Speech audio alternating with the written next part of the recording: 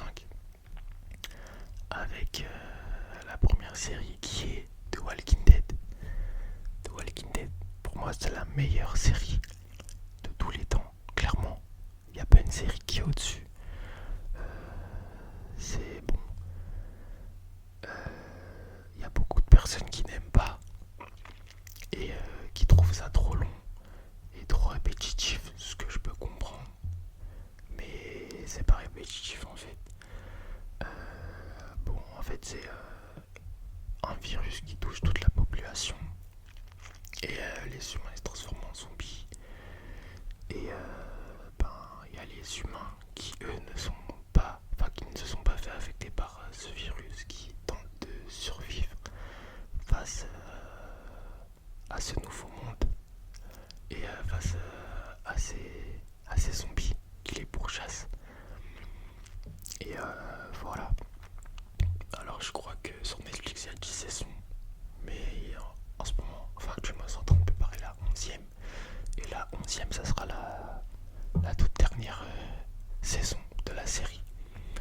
Donc si vous n'avez pas commencé la série, commencez-la maintenant. Je vous promets, vous n'allez pas être déçus. Moi, c'est une série que j'ai commencé en, en 2018. Ouais, 2018, j'ai commencé en même temps que La Casa de Papel.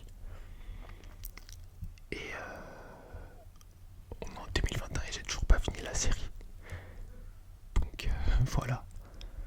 Mais c'est une excellente série, franchement, que je vous conseille de voir.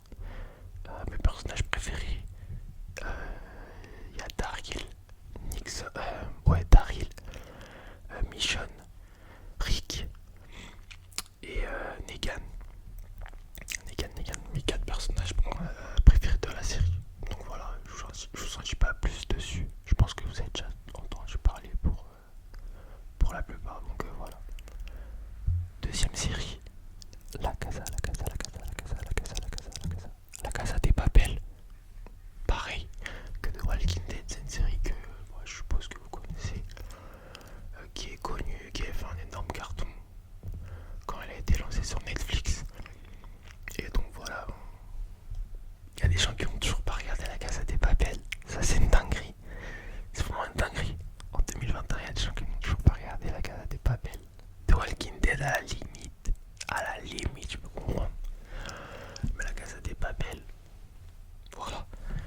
Ben, c'est 8 voleurs qui entrent dans la maison royale ou dans la banque d'Espagne, je sais plus quoi. Et il y a le professeur qui dirige les opérations et qui a toujours 2-3 coups d'avance sur les policiers. Donc voilà. Je vous en dis pas plus. Bon, je pense que la plupart vous avez déjà regardé quand même. Et donc voilà. Voilà. Alors, troisième série. Alors celle-ci, je pense qu'elle est moins connue. Il doit y avoir des gens qui ont dû déjà entendre parler de cette affaire. Ça c'est sûr. Mais la série en elle-même, elle est moins connue.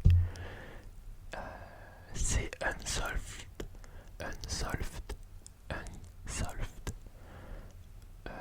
C'est une série qui parle des meurtres des 2 rappeurs Tupac et Biggie. Et où on apprend un peu plus en détail comment ils ont été tués et comment la police a essayé de résoudre ces 2 affaires qui sont communes. Et donc voilà, il y a aussi un film sur Tupac sur Netflix qui s'appelle All Eyes on Me, mais le film il est vraiment très moyen. Et moi je vous conseille de regarder la série où on apprend beaucoup plus de choses sur son meurtre et où c'est plus détaillé et c'est plus basé vraiment sur son meurtre et l'après plutôt que sur sa vie, etc. Donc voilà, Unsolved. Je crois que c'est le nom complet, c'est Unsolved: The Mystery of the Murder of Tupac et Biggie. Ouais, je crois que c'est ça. De toute façon, vous avez juste à taper Unsolved sur Netflix, vous allez trouver. Donc voilà pour la troisième série. La quatrième série qui est pour moi vraiment l'une de mes préférées.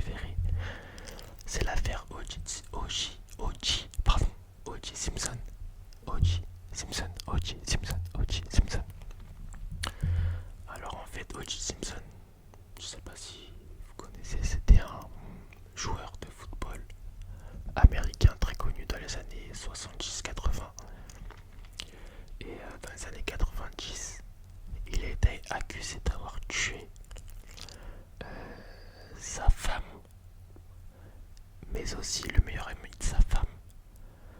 Et c'est une histoire qui a été très suivie aux États-Unis et pas que dans le monde entier. C'est le procès qui a fait le plus d'audience, je crois. Je sais pas s'il a été battu à ce jour, peut-être.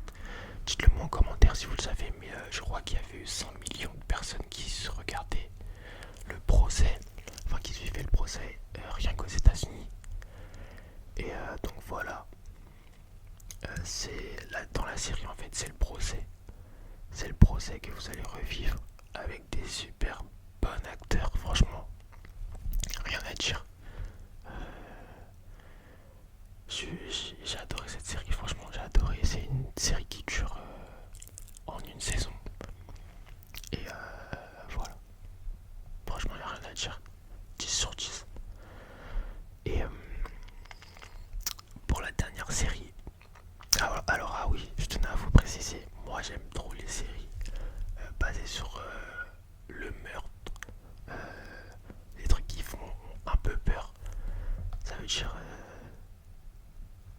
J'aime bien les documentaires sur les meurtres et tout ça, je sais pas vous, hein. Mais moi c'est ma passion de regarder ça sur Netflix.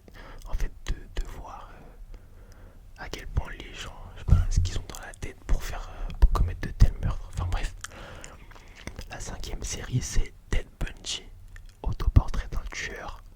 Alors cette série, je pense aussi qu'elle est, enfin ce documentaire, mais c'est une série aussi. Je pense aussi qu'elle est connue parce que Ted Bundy c'est l'un des meurtriers les plus tristement célèbres qui ait jamais existé. Et donc ouais, c'est quelqu'un qui est connu. Et donc la série en elle-même aussi, je pense qu'elle est connue ou que vous avez déjà vu passer des annonces sur Netflix, tout ça concernant cette série. Alors en gros, pour résumer, mais je pense que vous l'aurez compris, c'est une série basée sur la vie de Ted Bundy qui montre des images d'archives, des vidéos d'archives aussi de lui, et qui explique comment il a commis certains crimes et comment il s'est échappé de prison, comment il a été repris de prison, enfin comment il a été poursuivi, etc. Ses méthodes, quelle méthode il utilisait pour amadouer certaines femmes, parce que je crois que c'était que des femmes qui étaient ses victimes, en tout cas la plupart. Et donc ouais, c'est une série que je vous conseille vachement de regarder, intéressante. Et d'ailleurs je sais pas si je suis le seul à penser ça, mais je sais pas, son visage il me fait penser un peu à Macron. Je sais pas, genre il y a une ressemblance. Mais voilà, c'est une série que je vous conseille. En fait, toutes les séries que je vous ai citées là, tout mon top 5, je vous le conseille. Parce que c'est des séries qui voilà, qui pour la plupart elles sont connues. C'est des séries qui sont connues, mais voilà, j'ai pas. Parce que j'aurais très bien pu prendre d'autres séries que vraiment tout le monde connaît aussi. Et en faire un top 5, mais non, c'est vraiment mes coups de cœur. Les séries pour lesquelles j'ai le plus accroché, donc voilà. Alors j'espère que cette vidéo vous aura relaxé, détendu, que ça vous aura donné des idées de séries Netflix à regarder prochainement. Dites-le moi en commentaire si parmi les 5 séries que je vous ai citées, vous en connaissez une ou pas. Et donc voilà, j'espère que cette vidéo vous aura plu, vous aura relaxé, pardon.